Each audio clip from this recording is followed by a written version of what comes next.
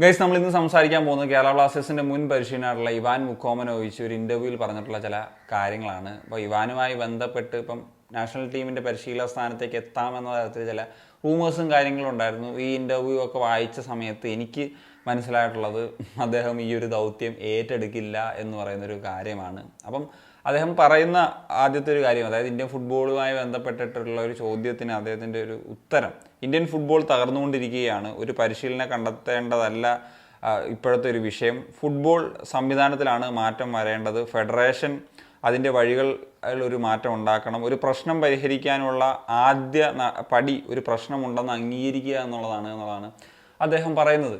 ശരിയായിട്ടുള്ള കാര്യമാണ്. കാരണം എന്ന് വെച്ച് കഴിഞ്ഞാൽ നമുക്കറിയാം എന്തെല്ലാം പ്രശ്നങ്ങളാണ് അത് ഫെഡറേഷൻ കരുതിക്കൂട്ടി നടത്തുന്ന പ്രശ്നങ്ങളും കറപ്ഷൻസും അല്ലെങ്കിൽ മര്യാദയ്ക്ക് യൂത്ത് ഡെവലപ്മെൻറ്റിനുള്ള സാധ്യതകൾ ഉണ്ടാക്കാത്തതും. ഇവർ ചെയ്യുന്നത് എന്താണ്? കുറേ MOU സൈൻ ചെയ്യും, ഒരു ഗുണമില്ലാത്ത, പിന്നെ കുറേ യാത്ര ചെയ്യും, എന്നിട്ട് ആ സമങ്ങനെ കണ്ടു എന്ന് പറഞ്ഞ് ഫോട്ടോ ഇടും. ഫിഫ പ്രസിഡന്റിനെ കണ്ടു, വേറെ പ്രസിഡന്റിനെ കണ്ടു, മറ്റടുത്ത പ്രസിഡന്റിനെ കണ്ടു. അതുകൊണ്ടൊന്നും ഫുട്ബോളിന് യാതൊരു വിധത്തിലൊരു ഗുണം ഉണ്ടാകാൻ പോകുന്നില്ല.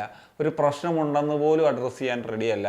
വലിയ പ്രശ്നം ഉണ്ടായ സമയത്ത് ഒരു പ്രസ് മീറ്റൊക്കെ നടത്തിയിട്ട് സംസാരിച്ചിട്ടുള്ള വിഷയം പോലും അതുമായിട്ട് യാതൊരു കൊലബന്ധമില്ലാത്ത കാര്യങ്ങളാണ് എന്നുള്ളതാണ്. അതാണ് ഏറ്റവും വലിയ പ്രശ്നം. പിന്നെ ഈ തലയിൽ മൂളയില്ലാത്തവന്മാരാണിത് ഇരിക്കുന്നതെന്നുള്ള കാര്യത്തിൽ യാതൊരു സംശയമില്ല. പ്രത്യേകിച്ച് കല്യാൺ ജോബിയുടെ ചില സ്റ്റേറ്റ്മെൻറ്റ് കാര്യങ്ങളൊക്കെ കാണുമ്പോൾ നമുക്കത് എവിഡൻ്റ് ആണ്. പിന്നെ അദ്ദേഹം പറയുന്നൊരു കാര്യമാണ്, ഈ സംവിധാനം മാറ്റമില്ലാതെ തുടർന്നാൽ സീനിയർ ടീമിന് അടുത്ത 6-8 വർഷത്തേക്ക് ഒരു സാധ്യതയുമില്ല. ഗാർഡിയോളയും മൗറിനിയും ഒരുമിച്ച് പ്രവർത്തിച്ചാലും ഈ ടീമിന് ഒരു മാറ്റവും വരാനില്ല. Under-17, Under-19, Under-21 ടീമുകളെ ശക്തിപ്പെടുത്തുക, അവർക്ക് മികച്ച മാച്ച് എക്സ്പീരിയൻസ് നൽകുക, അത്തരം യുവാക്കൾ നിലവാരമുള്ള താരങ്ങളായി ഉയർന്നു വരുമെന്നുള്ള കാര്യമാണ് അദ്ദേഹം പറഞ്ഞു വെക്കുന്നത്. നമ്മൾ പലപ്പോഴും പറഞ്ഞിട്ടുള്ളൊരു കാര്യമാണ്, ഇനി ഏത് വമ്പൻ കോച്ച് സീനിയർ ടീമിലുണ്ടായാലും ഒരു വലിയൊരു സക്സസ് ഉണ്ടാക്കാൻ പറ്റത്തില്ല. അത് ഭയങ്കര അത്ഭുതങ്ങളിൽ അത്ഭുതം സംഭവിക്കണമെന്നുള്ളത്. ഇപ്പം മനോല വന്ന സമയത്ത് എന്തെങ്കിലും ഒരു മാറ്റം വരുമെന്ന് ഞാൻ അടക്കം പ്രതീക്ഷിച്ചിരുന്നു. പക്ഷേ അടിസ്ഥാന പ്രശ്നം എന്താണ് എന്നുള്ളതിൽ മാറ്റം വരുത്താതെ ഇനി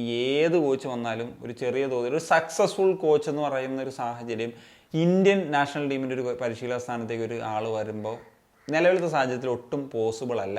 അതുകൊണ്ട് തന്നെയാണ് ഞാൻ നേരത്തെ പറഞ്ഞത്, ഇവാൻ അങ്ങനത്തെ ഒരു കാര്യം മനസ്സിലാക്കുന്ന ഒരാളായതുകൊണ്ട് തന്നെ ആ ഒരു ദൗത്യം ഏറ്റെടുക്കാൻ അദ്ദേഹം തയ്യാറാകും എന്നുള്ളൊരു കാര്യം എനിക്ക് തോന്നുന്നില്ല. പിന്നെ Under-17, Under-19, Under-21 കാര്യം പറഞ്ഞത്, അതിന് നമുക്ക് വ്യക്തമായിട്ട് നമ്മളുടെ ഒരു യൂത്ത് പ്രോഗ്രാം പ്രോപ്പറായിട്ട് ഉണ്ടാക്കുക എന്നുള്ളതാണ്. ആദ്യം ബേബി ലീഗ്സ്, അതിപ്പോൾ എല്ലായിടത്തും നടത്താൻ പറ്റില്ലെങ്കിലും പ്രധാന പോക്കറ്റ്സിലെങ്കിലും നടത്താൻ പറ്റുക.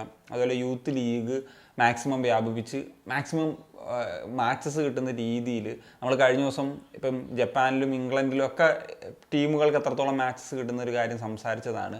അതുപോലെ തന്നെ അത്രയും മാച്ചുകൾ കിട്ടുന്ന രീതിയിലേക്ക് വരിക എന്നുള്ളതാണ്. എന്നാൽ ഇന്ത്യ വളരെ വലിയൊരു രാജ്യമാണ്, എല്ലാം ശരിയാണ്. അങ്ങനെയെങ്കിൽ പറഞ്ഞ പോലെ സോണൽ ബേസിലെങ്കിലും പറഞ്ഞ ട്രാവൽ പരിപാടികളൊക്കെ ഒഴിവാക്കുന്ന തരത്തിൽ എത്ര മാച്ചസ് കിട്ടുക എന്ന് പറയുന്ന ലെവലിലേക്ക് വരിക. അതിൽ ഏറ്റവും ബെസ്റ്റ് പ്ലേയേഴ്സിനെ കൊണ്ട് നമുക്ക് Under-16, Under-18, Under-20 അല്ലെ Under-23 ഇതുപോലത്തെ ടീമുകൾ ബിൽഡ് ചെയ്തുകൊണ്ട് വന്നാൽ അങ്ങനെ ഒരു സ്ട്രോങ് സംഭവം ഫൗണ്ടേഷൻ ഉണ്ടാക്കി എടുത്തു കഴിഞ്ഞാൽ മാത്രമേ നമുക്ക് സീനിയർ ലെവലിലേക്ക് വരുമ്പോഴത്തേക്കും അതൊരു ഗുണകരമായിട്ട് വരികയുള്ളൂ എന്നുള്ളതാണ്. ഇവാൻ പറയുന്നൊരു കാര്യമുണ്ട്, നമ്മൾ യൂറോപ്പിലേക്കൊന്നും നോക്കണ്ട, ഏഷ്യയിലെ തന്നെ ജപ്പാനോ സൗദി അറേബ്യയോ ഖത്തറോ പോലെയുള്ള രാജ്യങ്ങളുടെ യൂത്ത് പ്രോഗ്രാമുകളൊക്കെ നോക്കിയാൽ മതി. അത് കോപ്പി ചെയ്യാനെങ്കിലും ഒരു തീരുമാനത്തിലേക്ക് എത്തിയാൽ മതി. അങ്ങനെ വന്നാൽ പോലും നമുക്ക് മാറ്റങ്ങൾ ഉണ്ടാക്കാൻ കഴിയുമെന്നുള്ളതാണ്. ഇതുമായി ബന്ധപ്പെട്ടിട്ട് ചോദ്യകർത്താവ് ചോദിക്കുന്നൊരു സംഭവമുണ്ട്, ISL ക്ലബ്ബുകൾ യൂത്ത് പ്രോഗ്രാം ചെയ്യുന്നില്ല എന്നുള്ളത്. അപ്പം അദ്ദേഹം പറയുന്നുണ്ട്, ചെയ്യുന്നില്ല. ഏത് ടീമാണ് അങ്ങനെ ചെയ്യുന്നത്? അവരുടെ ലക്ഷ്യം യൂത്ത് പ്രോഗ്രാം ഒന്നുമല്ല, പ്ലേ ഓഫിലെത്തുക, കുറച്ച് പണം ഉണ്ടാക്കുക എന്ന് പറയുന്ന രീതിയാണ് ഉള്ളതെന്ന്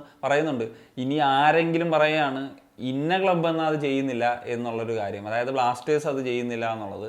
ബ്ലാസ്റ്റേഴ്സിൻ്റെ പരിശീലനമായിട്ട് 3 വർഷം ഇരുന്നിട്ടുള്ള ഒരു കോച്ചാണ് ഈ കാര്യം പറയുന്നത്. അപ്പോൾ തന്നെ മനസ്സിലാക്കാം എന്താണ് ഒരു യൂത്ത് ഡെവലപ്മെൻറ്റിലുള്ളൊരു വിഷൻ എന്ന് പറയുന്നത്. മറ്റേതെങ്കിലുമൊക്കെ ക്ലബ്ബുകളിൽ ഇല്ല എന്നെങ്കിൽ പറയാമായിരുന്നു. അയാൾ സ്വന്തമായിട്ട് വർക്ക് ചെയ്തിട്ടുള്ളൊരു ക്ലബ്ബാണ് ബ്ലാസ്റ്റേഴ്സ്. അപ്പോൾ ആ ഒരു എക്സ്പീരിയൻസിൽ അദ്ദേഹം പറയാണ് ഇന്ത്യയിലെ ഒരു ക്ലബ്ബുകളും അങ്ങനെ ചെയ്യുന്നില്ല എന്ന് പറയുന്നത്.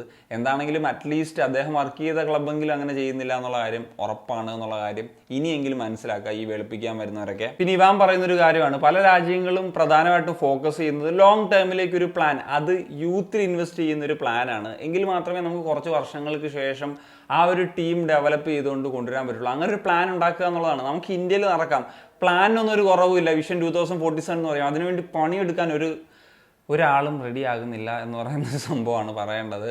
അതിൽ വർക്ക് ചെയ്യാണ്ട് ഈ പറഞ്ഞ ഉണ്ണാക്കന്മാർ എന്തൊക്കെ തോന്നിവാസം കാണിച്ചാലും ഒരു ഇടപാട് നടക്കാൻ പോകുന്നില്ല. അതിൽ കൃത്യമായിട്ട് വർക്ക് ചെയ്യണം. അതിനുള്ള സാഹചര്യങ്ങൾ ക്ലബ്ബുകൾക്ക് ഒരുക്കി കൊടുക്കണം. മാച്ചസ് കിട്ടുന്ന സാഹചര്യത്തിലേക്ക് വരണം.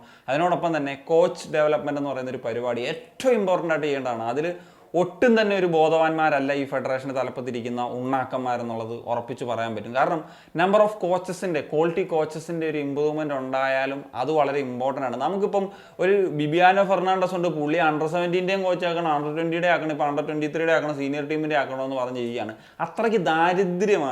അത്രയ്ക്ക് ദാരിദ്ര്യമാണ് നേരിടുന്നത് എന്നുള്ളൊരു സാഹചര്യമാണുള്ളത്. അതാണ് കോച്ച് ഡെവലപ്മെൻറ്റിൻ്റെ ഒരു ഇമ്പോർട്ടൻസ് എന്ന് പറയുന്നത്.